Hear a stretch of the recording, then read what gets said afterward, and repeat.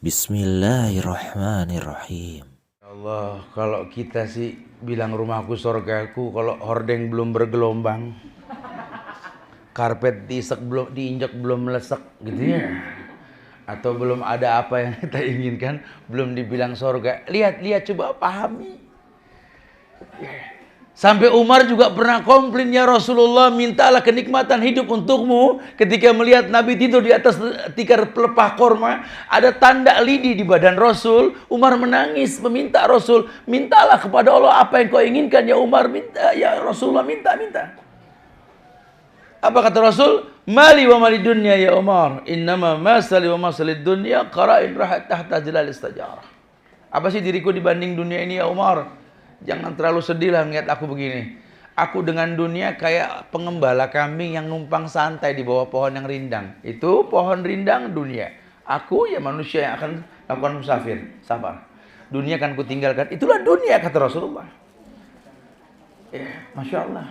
Dia betul-betul bersyukur. Orang yang memuji Allah, yang mengatakan bahwa yang telah menghilangkan kesedihan masa lalu. Dia memohon ampun kepada Allah atas masa lalunya. Ternyata kenikmatan yang pernah dia rasa, urakan hidup yang pernah dia rasa, itu kesedihan. Alasan yang pertama, karena memang begitulah isi dari doa Adam alaihissalam. Wa in lam taghfir lana wa tarhamna lanakunanna minal khasirin, gitu kan? Kalau kau tak ampunkan aku rugi ya Allah. Padahal dia pernah merasakan nikmatnya sorga. Ya, Masya Allah. Betul-betul buruk masa lalunya. Huzaifah ibn Yaman bilang begitu juga sahabat Nabi. Inna kunna fi jahiliyah wa fisarrin. Kami dulu pernah hidup zaman jahiliyah. Zaman jahiliyah, ya Allah, pesta minuman keras, perempuan, laki, dada hijau, Masya Allah, maksiat. Yang orang sekarang ngayal. Tarik perut, tarik pala, tarik macam-macam dulu deh. Ini Bali belum ada seujung kukunya ini zaman dulu ini. Cuma sahabat bilang apa? Wafisarin, kami buruk dulu. Orang sekarang baru ngayal pengen kayak orang zaman jahiliyah, betul. Orang jahiliyah mengatakan wafisarin, kami buruk. Waja'an Allah bihadal khair. Dan kami rasa ketika Islam datang masuk dalam relung hati kami berkata waja'an Allah bihadal khair. Allah datangkan al khair, kebaikan ini, kebaikan. Mereka berkata hukum Islam itu baik, itu yang dimaksud. Sehingga orang yang memuji Allah karena masa lalunya yang buruk dan dia bertobat, dia merasakan nikmatnya hidup, meninggalkan masa lalu. Itu yang Ibnu Qayyim katakan. Idza kunta hasadka dzunub fada'aha wa in syi'ta falyastanis.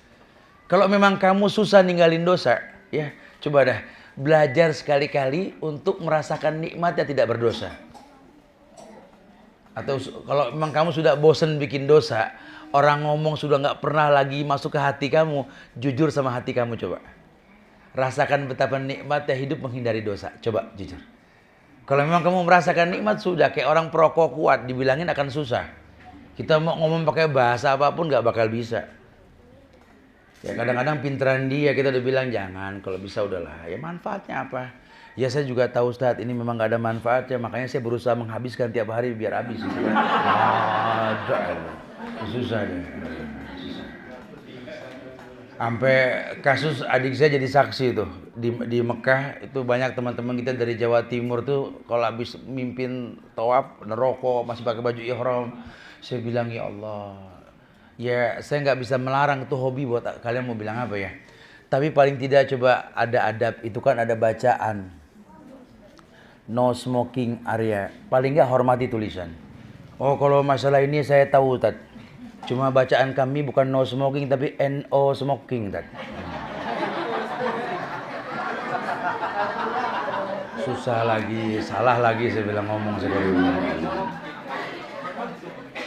Dari mana saya ngelarang suara. Tapi kalau boleh jujur, antum nggak ngerokok seminggu aja, bangun pagi enaknya napas antum coba. Kalau sudah merasakan itu, kata Ibnu Qayyim, itu yang saya maksud. Coba rasakan nikmatnya itu, gitu loh. Berawal dari kenikmatan yang kau rasa, akan kau syukuri itu. Nah kalau sudah bicara syukur, janji Allah apa? Wa ta'adzana rabbukum la in syakartum lazidannakum. Ketika kau bersyukur dengan rasa tersebut, Allah akan bikin durasinya makin lama. Jangan seminggu, coba sebulan, 2 bulan, lama-lama terbiasa. Karena itu cuma faktor kebiasaan doang ya. Susah kalau nggak kita ingatkan seperti itu, Masya Allah. Kemudian, alladzi ahallana daral muqama min fadlihi. Yakni dikatakan bahwa sesungguhnya Rabb kami betul-betul Maha Pengampun lagi Maha mensyukuri sifat Allah tadi yang menempatkan kami dalam tempat yang kekal, surga, dari karunia-Nya. La yamassuna fiha nasabun wa la yamassuna fiha lughub. Di dalamnya kami tidak merasa lelah dan tidak pula merasa lesu. Ini bahasa orang-orang sorga ini. Kita udah dikasih bocoran. Di sorga tuh nanti orang begitu tuh. Di neraka juga ada, kita bisa lihat. Bukankah nanti penghuni neraka sampai ngomong sama malaikat penjaga neraka, ya Malik, liyaqdi alaina rabbuk innakum makisun. Hai Malik, malaikat Malik, ngomong deh sama Tuhan kamu, ya Malik, liyaqdi alaina rabbuk, matiin aja deh, kita nggak kuat nih begini. Dibakar gosong, dihidupin, dibakar gosong, dihidupin, digunting di lidah nyambung, digunting nyambung, digunting nyambung. Digecek nih pala hancur, batu gelinding diambil lagi tuh batu, digecek lagi, mukanya kan, oh Masya Allah, lihat dia alaina rabbuk, kami nggak kuat, matikan kami sudah. Nyesel kan? Ini semua sudah ada, ini sorga begini, ini neraka begini. Ya buat orang yang berakal, dia akan menjadi orang yang spesial. Oh ya udahlah, ini tugas masing-masing kalau sudah begini. Ku anfusakum wa ahlikum nar. Jaga dirimu dan keluargamu dari api. Kita akan coba sampaikan.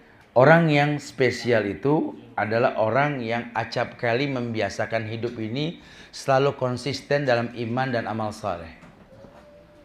Makanya kalau Anda merasa diri Anda spesial, coba buktikan iman dan amal soleh Anda lah. Ya, jangan cuma merasa spesial tapi iman berantakan, amal soleh nggak ada.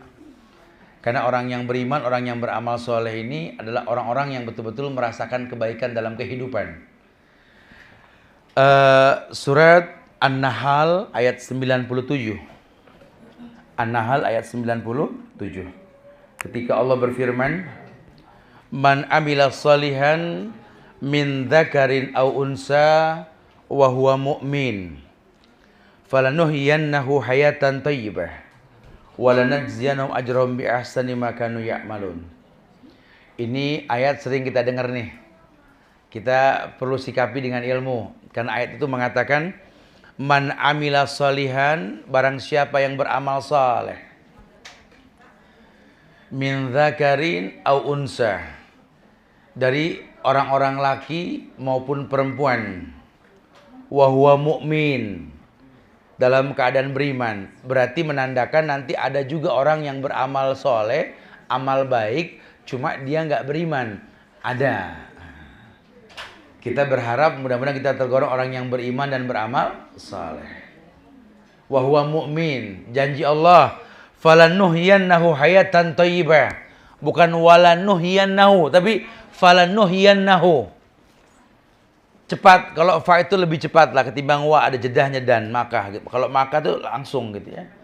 Falanuhyiyannahu hayatan thayyibah, dan kamu lihat orang yang beriman baik laki maupun perempuan kalau dia beramal soleh, lihat. Falanuhyiyannahu hayatan thayyibah, Allah akan berikan kehidupan yang thayyibah. Thayyibah itu jangan diterjemahkan cuma kaya banyak harta, tidak. Karena thayyibah itu artinya wangi, baik. Maksudnya setiap amal soleh yang landasannya iman, itu efeknya wangi ke dalam diri kita. Tadi, kalau memang harus belang yang kita tinggalkan, inilah macan tadi. Kalau memang harus tajam, bak gading, inilah gajah. Cuma kan kita orang beriman, apa yang kita tinggalkan? Amal soleh, itu maksudnya. Dan amal soleh itu, kita nggak bicara durasi. Kita bicara kualitas. Sampai ada yang belum beramal soleh, baru mau bertobat, mati di tengah jalan tadi kan. Allah masukkan dia ke surga, lihat kualitas. Tapi berapa banyak orang yang sudah mendalami agama, tapi ujungnya lihat. Membunuh masyarakat, pasang bom bunuh diri, mencaci maki, menghujat, a priori sama orang-orang muslim. Lihat. Mana bekas ibadahmu? Bahkan ibadah itu memiliki bekas buat si pelakunya. Lihat. Ya. Ini fenomena nih. Ya kita nggak bisa salahkan, tapi ini PR hidup. Karena mau nggak mau itu kenyataan. Ya kita nggak bisa menghindari mata melihat, telinga mendengar, hati menghayal ya. Makanya dikasih kunci sama Allah dalam hadis qudsi tadi, la yazalu abdi yataqarrabu ilayya bin nawafil hatta uhibbahu. Tidaklah seorang hamba mendekatkan diri kepadaku dengan yang sunnah sampai aku jatuh cinta. Lau kuntu ahbabtu. Nih, dengarkan kata Allah. Lau kuntu ahbabtu. Kalau aku sudah jatuh cinta, kata Allah. Kuntu sam'ahul ladzi yasma'u bih. Aku akan menjadi telinga yang dengannya dia mendengar. Karena kalau boleh jujur nih, kuping nggak bisa ngindarin dosa, betul? Ane udah nggak mau Ustaz dengerin musik, Tat. Udah nggak mau, Tat. Cuman nggak berasa manggut aja. Kenapa? Kantor samping toko kaset, Tat, gitu ya. Ada kan kita nggak bisa ngindar kan, betul nggak? Ya udah zikir pagi petang mah insya Allah, Tat. Saya punya bukunya, bahkan saya yakin sekali buku zikir pagi dan petang itu buku kedua setelah Quran, Ustaz. Maksudnya apa? Buku yang dibaca terus tapi nggak hafal-hafal, gitu ya. Saya punya buku tersebut ya. Alhamdulillah ya. Tapi nggak tahu nih kuping, Ustaz. Saya nggak pernah beli kaset bisa hafal lagu tersebut tadi. Ini setan di kuping betul-betul nih. Karena setan itu kan kayak apa sih ya? Kayak orang buka internet, browser, yang dipencet apa yang keluar apa, setan begitu tuh kadang-kadang ya. Kita kalau kurang-kurang iman, jadi kayak orang belanja nggak bawa catatan, paham? Akhirnya lupa pengen beli apa, keburu habis tuh duit, begitu tuh ya. Dunia maya juga begitu kadang-kadang. Kita apalagi tinggal di Pulau Dewata, udah backgroundnya namanya Pulau Dewata sudah, betul? Ini kalau iman kurang, masya Allah. Urusannya orang nanya kiblat di mana, jawabannya wallahu alam mulu udah urusannya. Ini daerah sini kiblatnya mana sih? Wallahu alam. Enggak sholat berarti dong ya. Ya memang kita butuh rutinitas sunnah nih. Nah, membiasakan hidup dengan menghias yang wajib dengan yang sunnah, kata Allah, ku jaga telinganya. Wa basrahul ladzi yubsiru bi, kan ku jaga matanya yang dengannya dia melihat. Ya Allah, kita nggak bisa menghindari dosa di negeri ini, betul? Apalagi di Pulau Dewata. Innalillah, subhanallah. Auzubillah marutin, Ustaz. Masyaallah, auzubillah. Astagfirullah lagi maksudnya. Tiap pojokan, masya Allah. Untung ada hukum yang mengatakan al-ulalak walaysa lakasaniyah. Yang pertama itu nikmat, yang kedua tergantung niat. Betul ya? Mudah-mudahan sekali aja dah ya Allah. Ini jujur ya, ini kalau kita kurang-kurang paham bagaimana mendatangkan pertolongan Allah, akhirnya kita kayak orang galau. Ya ini kan takdir saya di sini, Ustaz. Ya saya sih berusaha bertahan hidup. Ya. Bunglon aja ganti warna. Bunglon ente siapa? Jangan kayak bunglon dong ya, berubah-ubah warna, konsisten kan spesial, betul? Menjadi orang yang betul-betul spesial. Ya, tetaplah menjadi bunga Kamboja, dimanapun tetap bunga Kamboja, betul? Tetaplah menjadi mutiara walaupun dalam cangkang yang berlumpur, betul? Kan manusia lebih dari mutiara, ya. Tetaplah jadi seorang muslim di bumi manapun kau berpijak, seorang muslim itu ya'lu wa la yu'la. Di atas dan tidak pernah ada yang mengalahkan tingginya Islam, itu hukum namanya. Masya Allah ya, subhanallah. Yuk beriman, yuk beramal soleh, kritisi iman. Caranya bagaimana, Ustaz? Ini rutinitas kajian begini jangan dijauhin, datengin. Ya sekarang sudah gampang, TV Islam sudah banyak. Ya teman-teman yang kreatif di dunia maya, YouTube apa buka.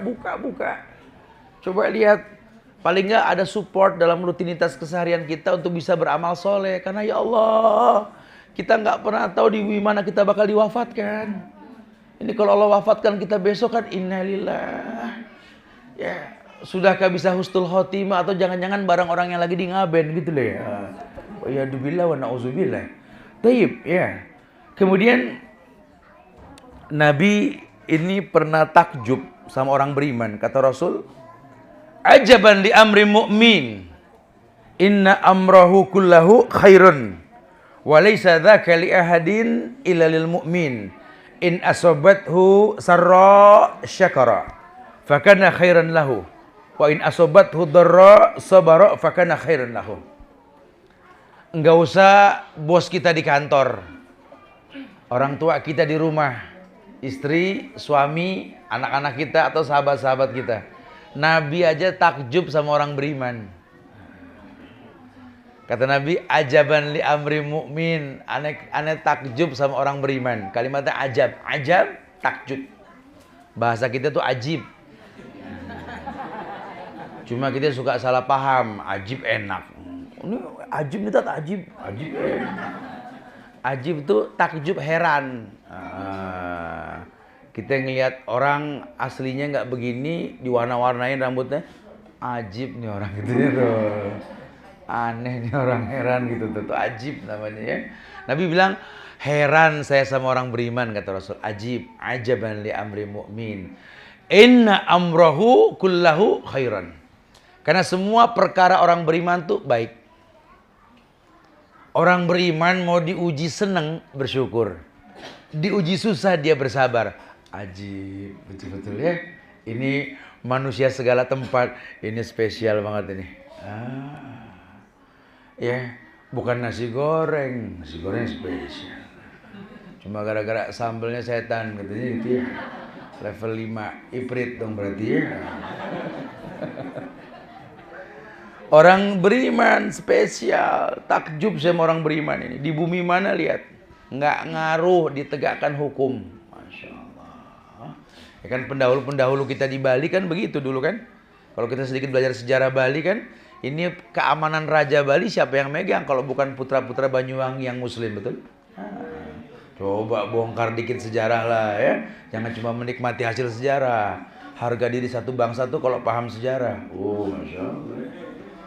Ya, kita kalau pengen besar ya harus paham sejarah. Di bumi mana kita berpijak, pahami itu. Kenapa? Orang dulu lebih paham ketimbang kita orang sekarang. Keterbatasan mereka itu membuat kita bisa seperti ini, betul? Ya. Tapi kelebihan kita belum tentu mampu mendidik anak kita seperti kita. Tanya orang tua kita dah. Tuh buku yang berjalan tuh. Masya Allah, ya. Saya sama ibu saya tuh udah geleng pala, jujur. Ya. Geleng pala sama orang tua. Ya kalau manusia mah kurang lebih lah. Tapi ya gimana kita mau mengalahkan kemuliaan mereka? Cara hidup yang mereka terapkan ke kita coba. Ya, kenapa kok kita ini ada kakak akur, nggak pernah ribut? Ya Allah, rumusnya cuma satu, gampang. Keterbatasan yang disyukuri. Orang dulu tuh kalau masak pagi nggak beragam jenisnya, betul? No, ada adik saya 2 di sini, tanya sama dia. Itu ibu saya kalau masak pagi dia bikin nasi goreng aja udah. Pokoknya nasi gorengnya juga karena memang apa adanya, nggak berwarna, kecap nggak ada gitu ya. Bawang diiris, cabai diiris, digoreng udah. Anak dari komplain mau nggak mau udah, aku nggak mau ini makan titik yang dimasak. Ya udah dari nggak ada sampai makan kita deh. Apa kita bilang nasi goreng kampung kata dibilang gitu ya. Dia bikin mie aja udah nggak beragam udah. Tapi nggak berasa ketika kita sudah dewasa sekarang. Itu masa itu ngangenin loh. Ya, iya ya. Semua kita satu selera, nggak pernah komplain sama makanan. Lihat. Lain sama orang sekarang, setiap anak ditanya, betul? Sayang, kamu mau apa? Aku mau mie goreng. Kamu mau apa? Aku mie rebus, Mama. Kamu bubur cibon. Kamu bubur Cianjur. Dari kecil tuh anak diajar berbeda, betul? Gede bawa adat masing-masing, betul ya? Makanya tiap kamar beda warna. Coba lihat, dulu mah kita sewarna. Selimut kita aja jahitan-jahitan sisa bahan loh, tanya. Ibu saya tukang jahit loh. Tidak ada satu baju yang saya pakai kecuali jahitan dia sampai detik ini. Sarung ini. Ya Allah ya. Ingat dulu anak dideretin kalau tidur sampai kayak pepes. Digelarin selimut tambal-tambalan bikinan dia. Dibeli di mana mah bagus banget deh, nggak tahu tambelan. udahlah ya, sing wes lah ya. Cuma kita pengen ambil sedikit nikmat. Kalau itu semua dilakukan karena iman dan takwa kita kepada Allah, bahkan keterbatasan pun bisa menjadi sesuatu yang dahsyat. Menjadi sebuah kemuliaan. Kita bisa simpulkan, yuk belajar dari situ. Yang kedua, yakni orang yang spesial. Orang yang spesial, yakni orang yang betul-betul kegembiraannya itu atas apa yang dia peroleh ini merupakan pahala yang besar dan ganjaran yang berlipat ganda dari kesabaran yang dia lakukan. Orang yang spesial, orang yang tahu bahwa kalau memang hidup ini harus sabar, dia akan maksimalkan. Dia tidak pernah membatasi sabar dalam hidupnya. Karena dia tahu bahwa innallaha ma'as sabirin. Allah bersama orang yang sabar. Jadi nggak pernah ada batasan. Nggak pakai bahasa deadline gitu loh. Cukup Ustaz. Cukup Ustaz, cukup 3 hari saja saya sabar Ustaz. Berikan dalam tanda kurung. Cukup 3 hari aja Allah sama saya. Begitu kan bahasanya kan? Cuma nggak dijelasin gitu aja kata-katanya. Kau yang menginginkan Allah jauh darimu. Sehingga kau batasi sabarmu. Tuh kesalahan. Ya, kita komplain dari kenyataan. Cukup dah. Cukup sekali lagi cukup gitu ya. 2 kali lagi cukup. Kita yang ngomong begitu. Harusnya orang beriman tahu bahwa sabar ini merupakan sabab datangnya pertolongan. Apa kata Rasul dalam sebuah riwayat Imam Bukhari, beliau pernah bersabda, "Ma yusibul muslima min nasibin wala wasabin wala hammin wala huznin wala adha wala ghammin hatta saukati yushakuha illa kafarallahu biha min khatayahu." Subhanallah. Ini dahsyat, ini bahasa Rasul. Beliau mengatakan, "Ma yusibul muslim min nasibin wala wasabin wala hammin wala huznin wala adha wala ghammin." Tidaklah seorang muslim tertimpa suatu penyakit dan keletihan, kekhawatiran, kesedihan, bahkan tidak juga gangguan dan kesusahan, bahkan syauk, duri, yushakuha, yang menempel pada bagian kaki dan mengganggu jalannya, illa kafarallahu biha min khatayahu, pasti Allah hilangkan satu dosa darinya. Jadi kalau orang beriman tahu ujian ini mengurangi dosa. Mungkin kau pernah durhaka sama orang tuamu, kau diuji oleh anakmu. Ya Allah, bukan kita terus nggak kuat dengan ujian, bukan. Qul alhamdulillah ala kulli hal, katakan segala puji milik Allah dalam semua hal. Karena Allah yang mengatakan, fa innaka fi a'yunina, kau di bawah bayangan pandanganku, kata Allah. Kau rasakan keburukan, bukan berarti azab yang Allah turunkan, tidak. Inilah cara Allah menyayangimu. Lihat. Kita belajar mencintai orang karena kekurangannya. Karena Allah pun mencintai orang karena kelemahannya, lihat. Allah sudah katakan, ana khaliqu kulli syai' wa huwa ala kulli syai'in wakil. Allah waliyuna fid dunya wal akhirah. Anta waliyyi fid dunya wal akhirah. Betul? Ya, surat Yusuf ayat 101 itu. Kau adalah pelindungku ya Allah di dunia dan akhirat. Sehingga aku tahu kalau memang sakit pasti dosaku dihilangkan. Kalau nikmat ini ujian supaya bisa bersyukur samamu ya Allah. Anta waliyyi fid dunya wal akhirah. Tawaffani musliman ya Allah, wafatkan aku dalam keadaan Islam. Wa alhiqni bis-shalihin ya Allah. Di akhirat nanti perjumpakan aku dengan orang-orang soleh. Orang-orang soleh yang ku contoh hidupnya, Abu Bakar, Umar, Utsman, Ali, sahabat-sahabat, aku contoh semua ya Allah. Alhiqni ma'hum. Itu yang Rasulullah katakan di akhir hayatnya ketika dia mengangkat tangan mengatakan, ma'alladina an'amallahu alaihim minan nabiyyin wasiddiqin washuhada wassalihin wa hasuna ulaika rafiqa wa alhiqni birafiqil a'la. Perjumpakan aku dengan orang-orang soleh ya Allah. Ashabul yamin yang kau janjikan ya Allah. Ashabul yamin ma ashabul yamin fi sidrin makhdudi wa talhim mamdud wa zillim mamdudi wa ma'in maskub wa fakihatin katsiratin wa ma'in. Subhanallah, kita minta sama Allah. Karena kita tahu sekali kenikmatan adanya pada ashabul yamin, orang-orang yang merasakan kemuliaan. Kita nggak pernah tahu besok apa yang terjadi ini ya Allah. Kalau membaca hidup di masa lalu seakan-akan banyakkan komplain sama engkau ketimbang nikmat syukurku padamu ya Allah. Coba. Ayo mulai kritis ini. Ya Allah, afrik alayya sabran ya Allah, wasabbit aqdami wansurni alal qaumil kafirin ya Allah. Kuatkan kesabaranku ini ya Allah, mantapkan kaki ya muqallibal qulub sabbit qalbi ala dinik wa ta'atik. Wahai zat yang membolak-balikan hati, tetapkan hati hamba dalam beribadah kepadamu dimanapun aku berada ya Allah. Minta kita sama Allah, kita minta yang terbaik. Maka orang yang seperti ini Allah akan berjumpakan dengan yang baik insyaallah. Masya Allah. Subhanallah. Ketahuilah bahwa ujian yang Allah berikan buat orang beriman itu akan membuat orang beriman makin mengerti bahwa ujian itu menandakan adanya kehidupan. Dan kalau orang sudah merasa hidup, dia akan tahu dalam kehidupan semuanya mungkin. Orang hidup ini semuanya mungkin. Makanya kita suruh berdoa ya.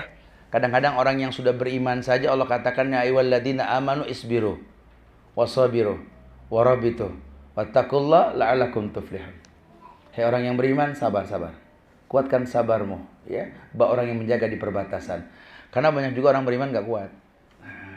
Ya. Ini kita butuh kayak begini nih, pengajian rutin, nasihat, watawasau bil haq, watawasau bis sabr, supaya iman kita stabil. Karena kita orang beriman yakin iman tuh naik turun. Yazidu bit ta'ah wa yanqusu bil maksiat. Naik iman karena ketaatan, turun karena kemaksiatan. Yang ngerti iman naik turun kita yang punya iman. Orang nggak ada yang tahu. Nah, mulailah kita disiplin diri ya Allah, iya nih. Ini karena sekeliling hamba ini banyak yang bikin iman turun nih. Ya Allah, kalau memang harus sekedar senyum, mudahkan bibir ini merekah di pagi hari ya Allah. Kalau memang harus sekedar ujung kuku yang hamba bakar, panjangkan kuku hamba untuk hamba potong untukmu setiap hari Kamis ya Allah. Ada kebaikan yang kita lakukan. Kenapa? Innallaha la yudiu amalal mu'minin, karena Allah tidak pernah menghapus kebaikan orang beriman. Dan kita disyariatkan jangan menghina kebaikan seseorang. La tahtakiruna wala firsina syah. Jangan kalian hina kebaikan orang walaupun sedikit yang dia lakukan. Jangan. Qul alhamdulillah ala kulli hal. Ya Allah, dia mau berubah udah bagus, alhamdulillah. Aduh. Kalau bicara paham enggak semua orang gampang paham. Dia mau duduk sejam lebih udah alhamdulillah udah. Jangan dihakimi. Qul alhamdulillah ala kulli hal. Ya Allah, semoga Allah muliakan kita semuanya. Mudah-mudahan bertahap ya. Boleh masa lalu berbeda, usia kita berbeda, tapi kan dibangkitkannya bareng nanti. Yauma yakumur ruh wal malaikatu saffa la yatakallamuna illa man adinallahu rahman wa qala sahabat.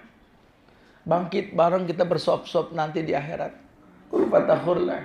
Dalam keadaan telanjang tak dihitan, kita tidak bawa apa-apa. Saat itu Allah mengatakan yauma la yanfa'u malun wala banun illa man atallaha biqalbin salim. Saat itu Allah mengatakan, kau ketahui bahwa saat itu kau dibangkitkan, harta yang membuat engkau sombong, anak yang membuat engkau bangga, la yanfa. Illa man atallaha biqalbin salim. Kecuali kedua hal tersebut membuat hatimu salim. Hartamu membuat engkau berjihad. Karena jihad yang paling utama dengan hartamu. Wa dirwatus sanamihi al jihadu fisabilillah. Puncaknya agama ini jihad. Taklukkan dunia, jadi orang kaya, berjihad dengan harta. Itu yang paling utama. Bahkan kau buat rumah terbuat dari batu berlian pun kau bukan sombong kalau tujuannya baik. Itu yang dilakukan oleh Urwah bin Zubair. Membuat rumah dari batu akik, betul? Itu yang dilakukan oleh Sulaiman Al-Qanun, yang punya panglima yang namanya Muhammad Al-Fatih, yang membuka Konstantinopel. Dia izin sama anaknya, ketika nanti kau usung mayat ayahmu, biarkanlah jari ini keluar dari keranda. Supaya orang tahu, bahkan cincin yang mahal yang dipakai oleh Sulaiman Al-Qanun tak terbawa mati. Masya Allah. Subhanallah. Ini kan iktibar buat kita. Yuk, taklukkan dunia, jadi orang sukses, orang kaya. Untuk berjihad dengan harta. Masya Allah. Atau perbanyak anak, cuma kualitas yang bagaimana wahai para laki-laki? Sesungguhnya al-walad lil khal. Anakmu tergantung iparmu. Paham? Siapa iparmu gitu loh. Sehingga bukan berarti kalau ipar buruk kita nggak boleh nikah, bukan. Ada PR, dakwahkan dia. Kau pilih pasanganmu, ingin kau rubah tampangmu dengan adanya anakmu, ya nikah dengan persilangan, silakan boleh di Islam nggak apa-apa. Tapi kalau nanti istrimu hamil, kamu meninggal, anakmu di tangan siapa? Mulai berpikir. Kau hayalkan punya anak yang membuat bangga umat Muhammad, ya Muhammad bangga dengan umatnya di akhirat nanti. Tapi kau ciptakan keluarga kaum Ad, kaum Samud, yang dibesarkan dengan uang yang haram. Iparmu siapa? Dakwahkan dia. Kullu lahmin nabata min suhtin annaru ahaqqu bih. Karena setiap daging yang tumbuh dari barang yang haram, neraka lebih berhak. Sementara kita tahu, kalau Allah wafatkan kita sekarang, yang masuk ke lubang kubur kita itu anak yang saleh.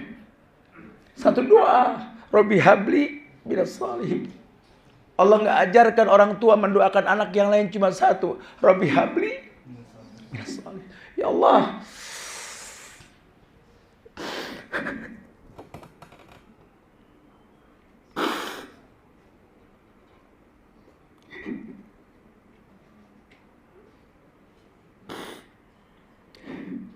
orang tua hanya menginginkan kesolehan anaknya. Cuma satu yang kita minta kepada Allah, ya Allah, terserah bentuk ini anak, terserah modelnya, tapi jadikan dia anak yang saleh, anak yang saleh. Anak yang bisa menghentikan azab kubur orang tuanya. Kamu jadikan dia seperti apa itu hakmu ya Allah. Kamu letakkan dia di mana itu hakmu ya Allah. Tapi habli minas salihin. Jadikan anak hamba anak yang soleh ya Allah. Anak yang tahu bahwa orang tuanya sudah tidak mampu berkata-kata ketika sudah terbujur kaku.